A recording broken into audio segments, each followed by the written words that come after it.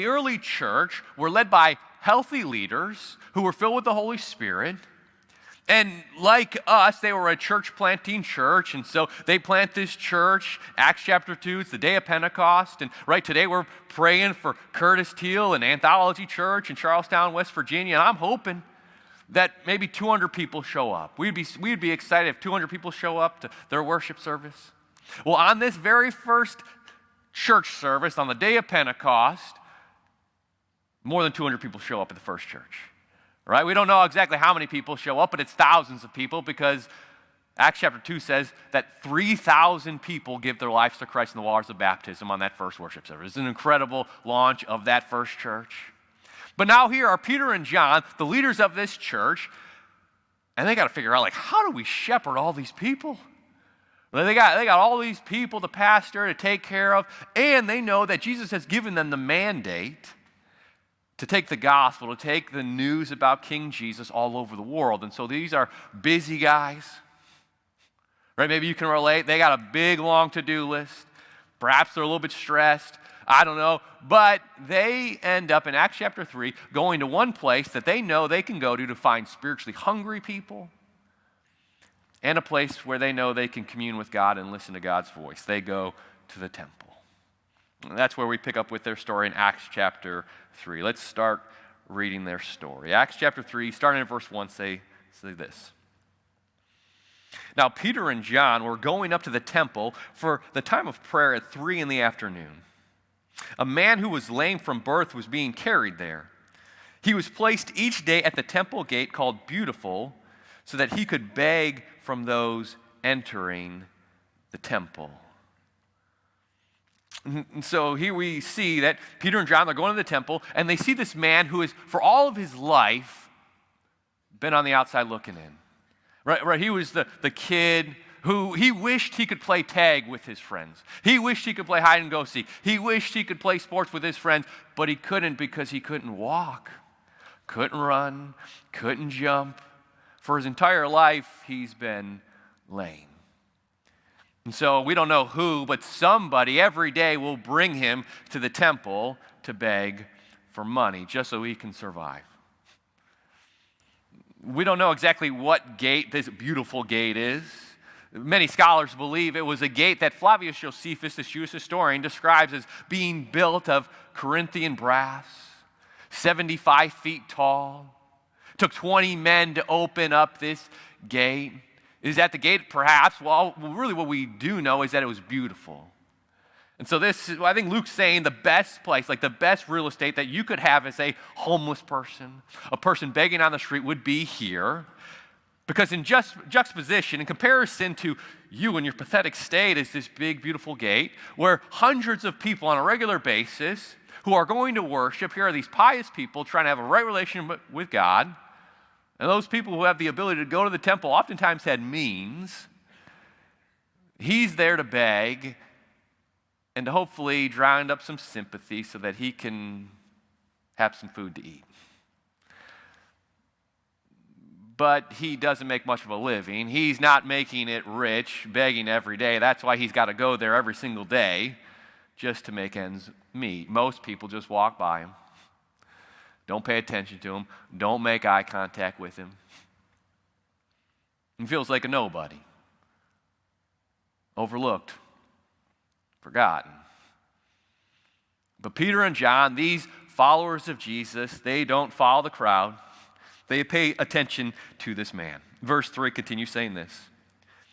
When he, meaning this lame man, saw Peter and John about to enter the temple, he asked for money. Peter, along with John, looked straight at him and said, "Look at us. Look at us."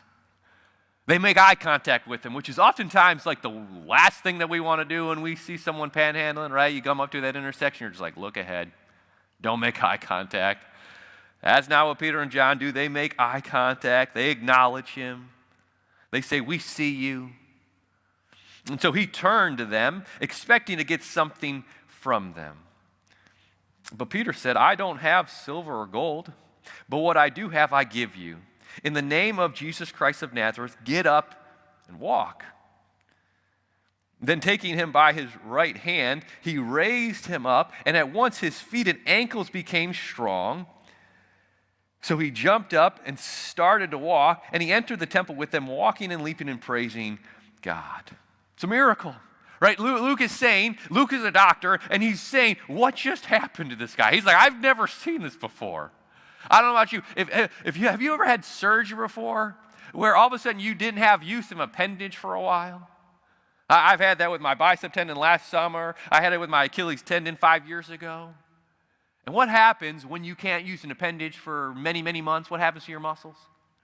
Atrophy, right? It goes away. All of a sudden, okay, I don't have a calf muscle anymore on my left leg. I don't have any bicep anymore. And it's 5 years later, and my left leg is still looking like a chicken leg compared to my right calf muscle. I'm like, what do I got to do, God? Like, I go to PT, I do calf raises, and still this leg is lagging behind this one. And yet Luke says, in this moment, this guy, his legs, who his entire life never had any muscles, right? It just looked like skin hanging off the bones. He's got little stick legs. All of a sudden, in this moment, he's got calf muscles.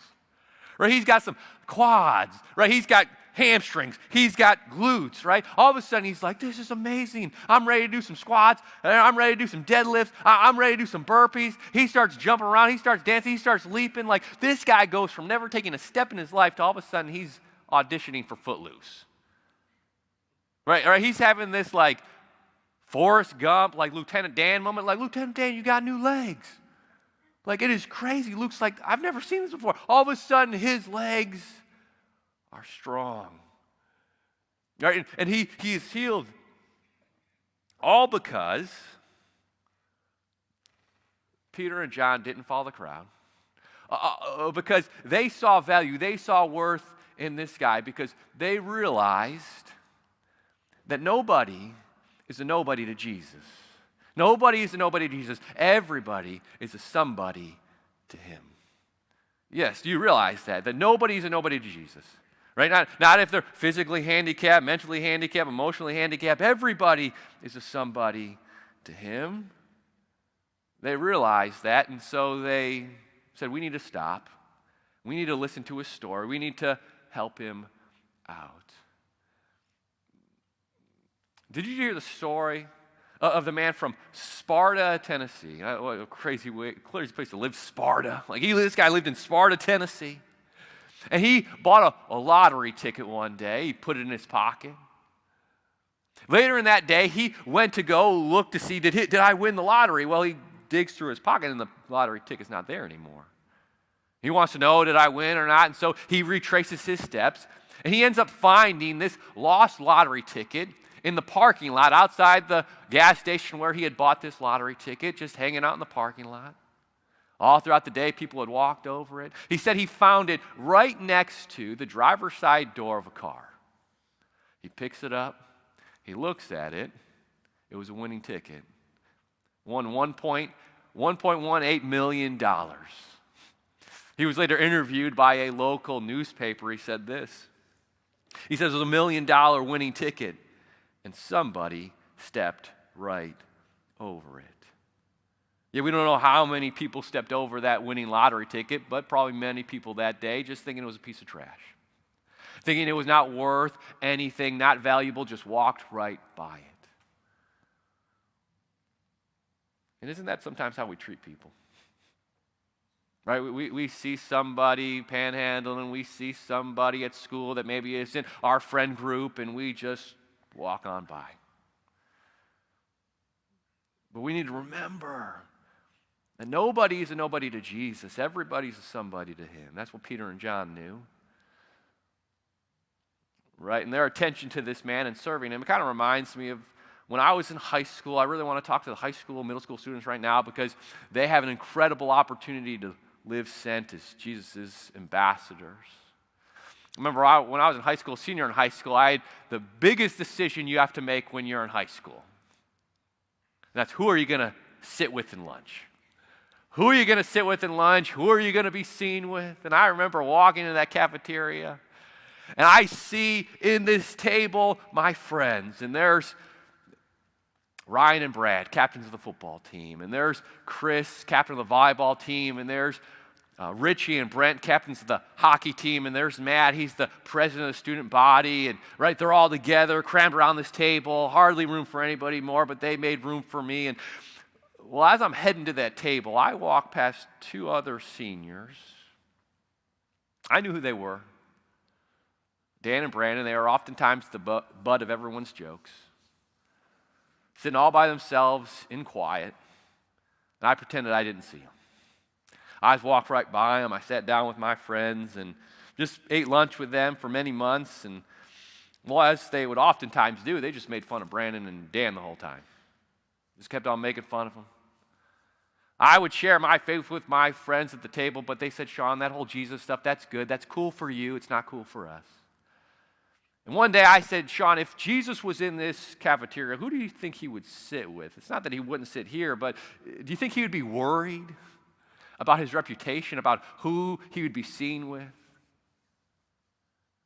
And so I remember after one just joke that I just was offended by, I just picked up my stuff and I went and sat with Dan and Brandon. You know what happened? When I shared my faith with Brandon listened. And Brandon leaned in. And Brandon said, would you tell me more? And Brandon started coming to church with me, and a few years later, Brandon and I stood in a baptistry together, and he surrendered his life to Jesus in the waters of baptism. And at his request, we did cannonballs in that baptistry to celebrate the new life that he found in Jesus. And still today, I'm walking with Brandon, and he's leading his family and figuring out what does it mean for him to live sent as he's walking and he's praising God for the new life that he's received. And so, church, we remember that nobody's a nobody to Jesus. Everybody is a somebody to him.